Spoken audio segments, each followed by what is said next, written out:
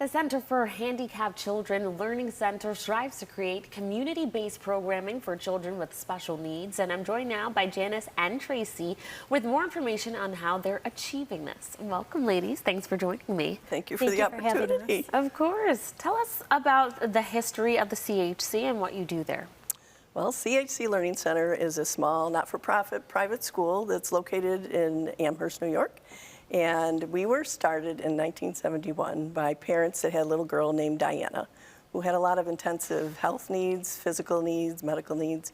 And they believed that their daughter should be able to go to a preschool for children, and there were no preschools in the area at the time for children with multiple disabilities. So they did some research, got some funding, and started a preschool, and later became a school-age program. Nice, okay. So let's talk about the students you serve.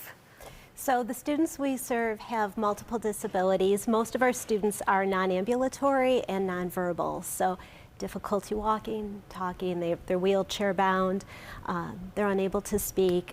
Most of the students have cerebral palsy, developmental disabilities, severe seizure disorders, feeding issues. So these are kids with fairly intense needs that if it wasn't for programs like CHC, they wouldn't even be able to attend school.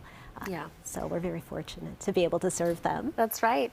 Let's get into the different classroom sizes that you have to offer. We have 6 classrooms, and one is a preschool class, the other 5 are school-age rooms. The preschool class and the kindergarten class have up to 12 children in them, and the other 4 classrooms have 8 students in a classroom. There's a special ed teacher, there's therapists, nurses. We have quite a variety of staff too. And you also have technology available in your classrooms that also helps your programs. Tell us about that.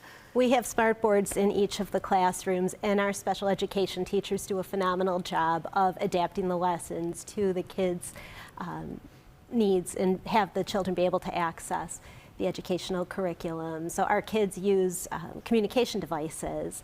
So whatever level the kids are at with their devices, the teachers are able to, even though it's group instruction, be able to individualize it so each child is able to respond in a way that their abilities allow them to. Wow, really cool. We have low tech all the way up to high tech, and we have students, many students, that are now communicating their voice output by just using their eye gaze. Wow. Okay, really cool stuff there.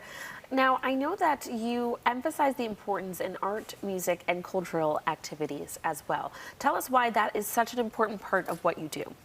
Well, the population we serve is quite diverse, and so is the world we live in. So we want to expose children to quite a wide variety of educational opportunities. We have great presenters that come and do fun activities with our kids, and they learn so much from the others in the community. So our students also go out into the community and do a variety of activities and just have a normal life. What are the different kinds of transitional programs and supplemental programs as well that you offer? So we take our children to various places in the community, like Jan mentioned, and we also have different community organizations come into the agency. So everything from the SPCA to taking them to the botanical gardens. We've had bowling. The Irish dancers come in. Cool. Like Jan said, bowling. They've gone on an Excalibur boat trip. Every museum you could possibly think of, the History Museum, the Science Museum. So any place that we can, it's very important to have the children experience as much as they can of the community and, just try and enrich their lives. That's right. Let's talk about the fundraising that makes your programs possible. Well, we are funded through the New York State Education Department and school districts. We serve children from 25 different districts in Western New York. So there is no cost to families. The tuition and the transportation is covered. However, all of the extra technology that Tracy mentioned that we use in our classrooms, we use a lot of adaptive switches and other devices and adaptive positioning equipment that is all very expensive. So we raise funds through a variety of different activities, and Tracy can tell you about a few of those, but that's what we use to purchase equipment that is needed by our students. Yeah, tell us how you raise those funds. Well, we have some fundraisers coming up, so we've getting into the holiday season, we have our Raise Right gift card where you can purchase gift cards and a portion goes to CHC. We also have Giving Tuesday coming up on December 2nd.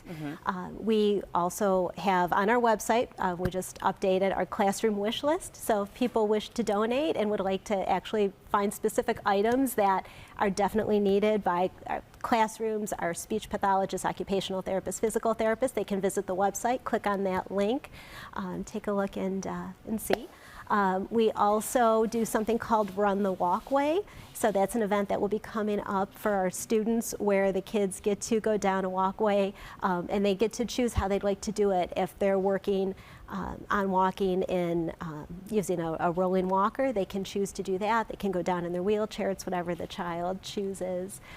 So that's a really nice opportunity, and we do a live feed on that so people can tune in and watch that. We do that right around Christmas time as well. Nice. Some of our students, when they get to the end of the runway, they'll tell you a joke on their device. So we like to have fun with that. Yeah. Others will thank the donors, and we have corporate matches for that too. So it's a great event. Amazing. Lots of different ways for people to get involved. Thank you so much for coming in and sharing more about what you do. Viewers, for more information on how you can benefit from the programs offered at CHC Learning Center or to volunteer or donate, you can visit chclearningcenter.org or call the number right there on your screen. Thanks again for coming in. Thank you for having us.